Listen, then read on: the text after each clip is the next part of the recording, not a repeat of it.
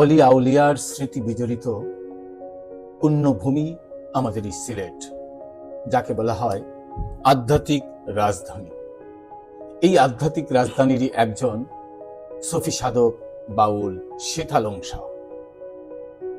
শীতালং শাহ ছিলেন দেশ বিভাগ পূর্ব সিলেটের একজন খ্যাতনামা মরুমী সাধক, কবি ও সাহিত্যিক।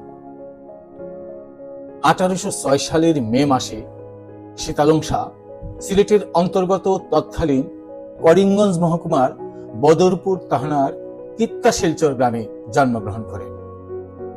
শীতালং শাহ তার মুর্শিদ প্রদত্ত ফকিরি নাম। প্রকৃত নাম হচ্ছে মোহাম্মদ সলিমুল্লাহ। শীতালং শাহের পিতার নাম মোহাম্মদ জাহান বক্স আর মমতাময়ী মাতার নাম ছিল সুরতজান বিবি।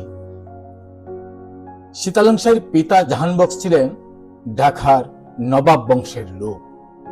তিনি একজন ব্যবসায়ী ছিলেন। সেই বাণিজ্য উপলক্ষেই তিনি প্রথম এই সিলেট অঞ্চলে পা রাখেন। সেই সময়টাতে নৌকা ডুবিতে তার বাণিজ্যিক মালামাল সহ পানিতে তলিয়ে যায়।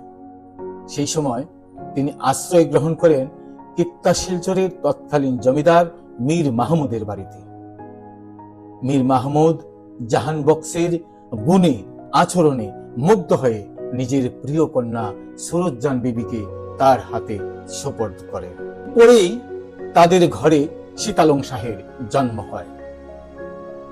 পরবর্তীকালে জমিদার মীর মাহমুদ তার নিজ জামাতাকে অর্থাৎ শীতালং শাহকে তারিণীপুরে বেশ কিছু ভূসম্পত্তি দান করে। তখন থেকেই তিনি তারিণীপুরে বসতি স্থাপন করে পারিবারিক জীবনযাত্রা শুরু করেন।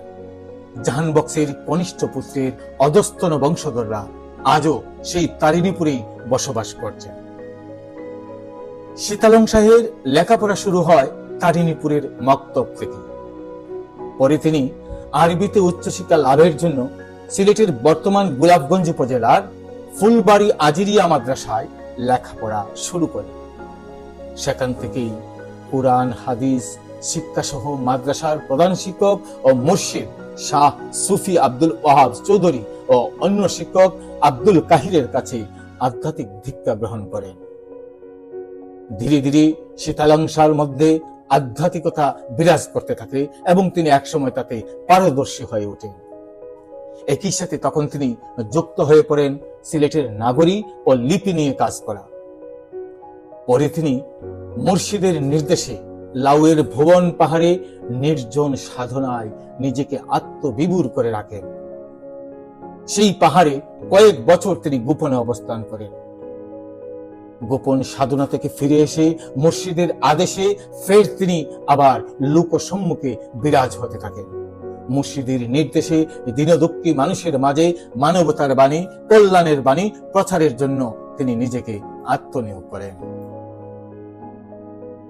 তিনি তার একটি গানে বলেছেন, শীতালং ফকিরে বলে ও মুমিন বৃতা ইলায় দুনিয়ায়, আল্লাহ আল্লাহ বলো ভাইরে তোরাই বানে ইল্লাল্লাহ।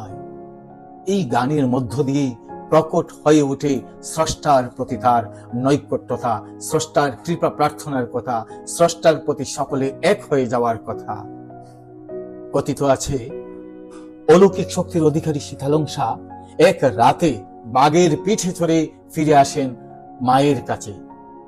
বাড়ির আঙ্গিনায় পা রাখতেই ভয় পেয়ে যান মা সুরতজান বিবি।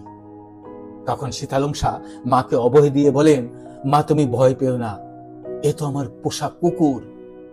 এমন অলৌকিক জীবনের অধিকারী ছিলেন বাউল শীতালং শাহ, যার জীবন এমন অলৌকিকতায় পরিপূর্ণ, তার পথ চলা তো সাধারণ হতে পারে না।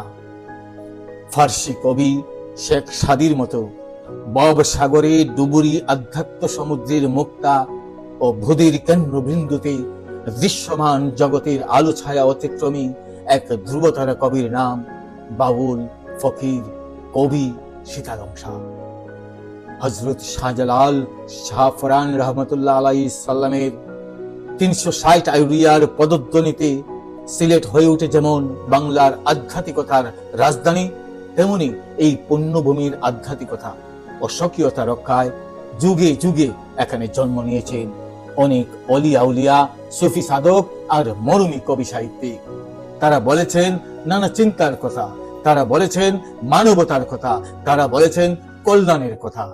তাদের লিখনিতে একই ভাবধারা ফুটে উঠেছে, কখনো গানে, কখনো কবিতায়, কখনো নিজের বয়ানে তারা তুলে ধরেছেন আখেরাত ও সমকালীন ভবিষ্যতের অনেক কিছুই।